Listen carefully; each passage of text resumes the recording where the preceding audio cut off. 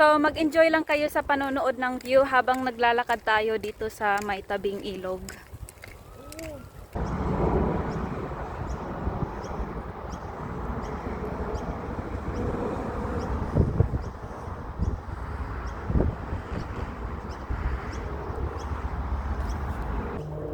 Ayun yung mga expensive houses dito sa Glenelg, oh.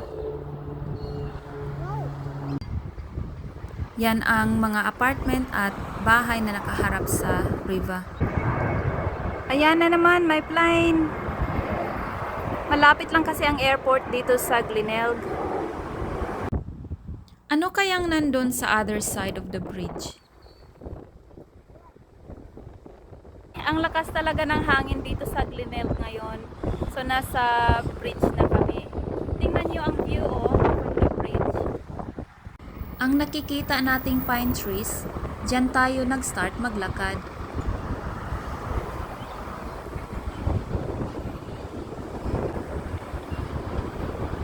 Ito naman ang mga nakita natin habang naglalakad by the river. Abangan ang pamamasyal natin sa other side of the bridge.